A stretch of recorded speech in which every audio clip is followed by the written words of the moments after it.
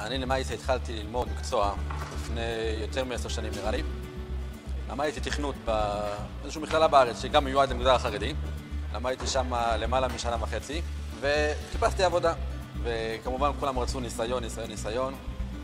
חיפשתי כמה חודשים עבודה, לא מצאתי. חזרתי לכולל, אמרתי טוב נחזור לכולל ללמוד.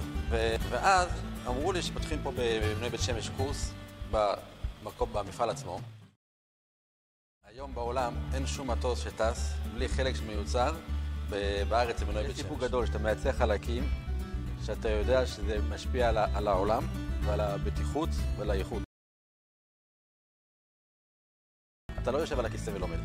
אתה יושב מול מכונה, מול חלקים, מול כלי עבודה, ואתה חי את העבודה תוך כדי לימודים. דעות קדומות מפעם, שזו עבודה שחורה, קשה, מזיעים. פה במפעל, כל המפעל ממוזג. העבודה פה זה מול מכונות שהמאמץ הוא לא גבוה. והעבודה נקייה ומסודרת. אני לא יודע מה יש במקומות אחרים, אבל פה יש לי פה בכנסת עם 3 מניינים ביום, שחיס מנחם מייריב, פלוס שיעור.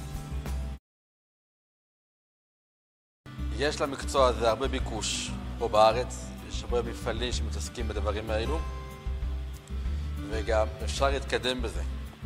אני תוך פחות משנה כבר שלחו אותי לקורסים מטעם המפעל. אני רואה בחורים שמחפשים עבודה, מחפשים תעסוקה, הולכים לעבוד בפיצה 3 חודשים, ואחרי זה נושרים, לא מחזיקים מעמד, כי אין להם אופק תעסוקתי.